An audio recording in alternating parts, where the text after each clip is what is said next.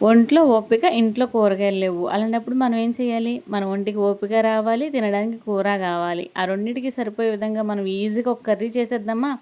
Egg curry. ఏంటి ఇంత ఈజీగా అంటున్నాను, టేస్ట్ ఉండదేమో అనుకుంటున్నారా? అద్దిరిపోయే టేస్ట్ ఉంటది. ఇది రైస్‌లోకి, చపాతీలోకి, రోటీలోకి ఎందులోకైనా తినేయొచ్చనమాట.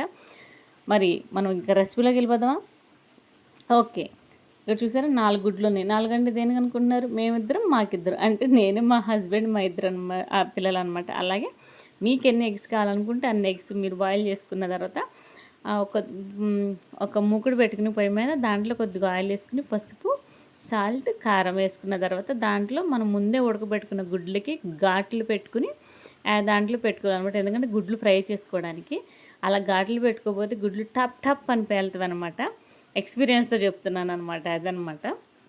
ఆ గుడ్లు బాగా ఫ్రై అయిన తర్వాత అంటే లైట్‌గా ఫ్రై అయిన తర్వాత తీసి పక్కన పెట్టుకోవాలి. మళ్ళీ అదే మూకుడులో కొద్దిగా ఆయిల్ యాడ్ చేసుకొని, మనం ముందుగానే సన్నగా పొడవుగా కట్ చేసి పెట్టుకున్న ఆనియన్స్ సన్నగా పొడవుగా ఆనియన్స్ కట్ చేసుకుని నేనైతే ఎక్కువగా ఇలానే ప్రిఫర్ చేస్తాను. నాకు ఇలానే నచ్చుతది ఆనియన్స్.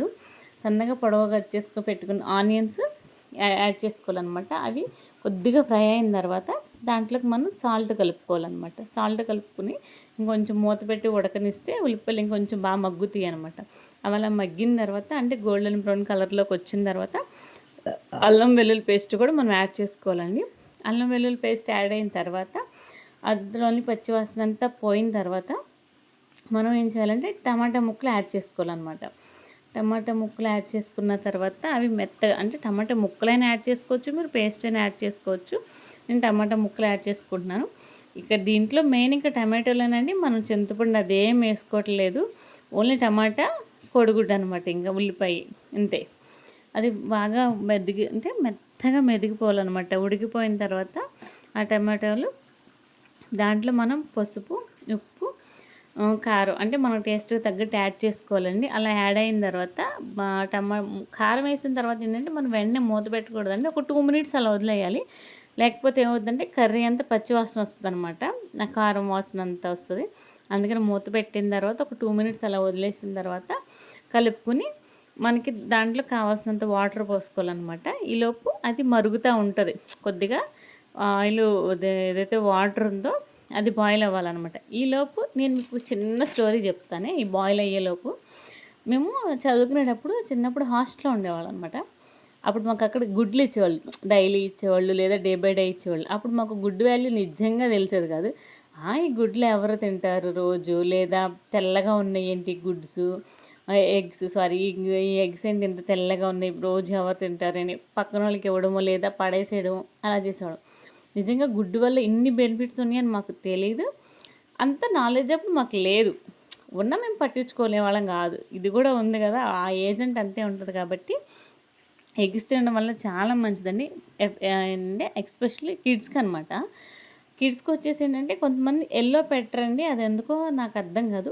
కిడ్స్‌కొచ్చేపాటికి యెల్లో కూడా పెట్టాలండి. చాలా మంచిది కిడ్స్‌కి యెల్లో. డైలీ కిడ్స్‌కొచ్చేసి ఏంటంటే daily for 2 eggs with yellow పెట్టొచ్చండి. ఏం కాదు. అది మీరు న్యూట్రిషన్ అడిగినా, పీడియాట్రిషియన్ అడిగినా చెప్తారు. నేనంటే మా పిల్లలకి పీడియాట్రిషియన్‌ని కన్సల్ట్ అయిన తర్వాత నేను పెడుతున్నాను కాబట్టి, వాళ్ళకి పెడుతున్నాను కాబట్టి నేను ఇంత కాన్ఫిడెంట్‌తో మీతో చెప్పగలుగుతున్నాను. పెట్టొచ్చండి, ఏం కాదు. అది తినడం వల్ల ఏంటంటే పిల్లలకి న్యాచురల్‌గా మల్టీవిటమిన్స్ అనేవి వస్తాయి. విటమిన్ డి3 వస్తది. ప్లస్ ఆహ్, వి ఏమంటారు దాన్ని ఏమంటారు? బోన్స్ కూడా చాలా స్ట్రాంగ్‌గా అవుతాయనమాట.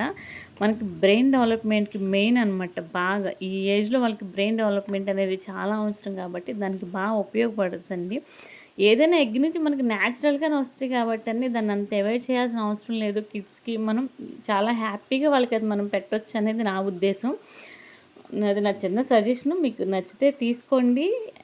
ఐ హోప్ ఇది మంచి ఇన్ఫర్మేషనేనని నేను అనుకుంటున్నాను. అంతే. ఓకేనా? ఇప్పుడు రెసిపీలోకెళ్ళిపోదాం. ఏంటంటే అలా ఎగ్స్ అదే ఆయిల్ అంతా కర్రీ అంతా ఉడుకుతూ ఉంటది కదా! వాటర్ అంతా బాయిల్ అయిన తర్వాత మనం ఏవైతే ముందు కట్ చేసి పెట్టిన ఎగ్స్ ఉన్నావో అంటే ఫ్రై చేసుకున్నవి అది కర్రీలోకి యాడ్ చేసుకోవాలండి. కర్రీలోకి యాడ్ చేసుకున్నాక కరివేపాకు, పచ్చిమిర్చి కూడా యాడ్ చేసుకోవాలి. మూత పెట్టేసి మీడియం ఫ్లేమ్‌లో పెట్టి దాన్ని మనం బాగా దగ్గరికి అవ్వనివ్వాలనమాట కర్రీ. కర్రీ ఏదైతే ఉందో అదంతా వాటర్ అంతా ఇంకిపోయి బాగా దగ్గరికి అవ్వనివ్వాలండి. అది కొద్దిగా ప్రాసెస్ ఉంటూ కూడిన పనే. దగ్గరికి అయిన తర్వాత లాస్ట్‌లో మనం ఏం చేయాలంటే కొద్దిగా గరం మసాలా కూడా యాడ్ చేసుకోవాలి. హోమ్‌మేడ్ గరం మసాలా కూడా యాడ్ చేసుకోవాలన్నమాట దాన్ని. యాడ్ చేసుకున్న తర్వాత ఫైనల్‌గా కొత్తిమీర యాడ్ చేసుకోవాలి. కొత్తిమీర యాడ్ చేసుకుంటే ఇంక అంతే కర్రీ రెడీ అనమాట.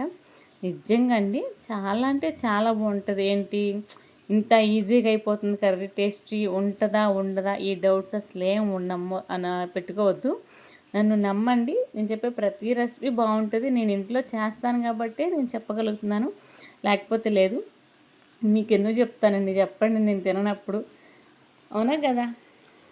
ఇంకొకటి మోస్ట్లీ ట్రై చేయండి. మీ పిల్లలకు కూడా ఎగ్ పెట్టడానికే ట్రై చేయండి. మీరు కూడా ఎగ్ తీసుకోవడానికి ట్రై చేయండి.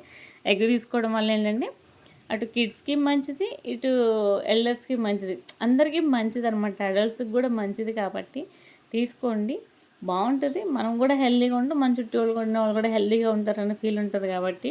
అంటే ఇక్కడ వరకు నా వీడియో చూశారు కాబట్టి మీకు నచ్చితే కనుక సబ్స్క్రైబ్ చేసుకోండి, లైక్ చేయండి, షేర్ చేయండి, కామెంట్ చేయండి, సపోర్ట్ చేయండి. ఫస్ట్ రెసిపీ ట్రై చేయండి, మీకు ఎలా ఉందో నాకు కామెంట్ చేయండి. నిజంగా బాగుంటుందండి, మీకు నచ్చుతుంది కూడాను. చూసారా ఎంత బాగుందో కర్రీ. చూస్తుంటే ఇప్పుడు కూడా నాకు నోట్లో లాలాజలం వస్తుంది. నేను మధ్యాహ్నం ఈ కర్రీ తిన్నాను అనమాట. సూపర్ ఉంది.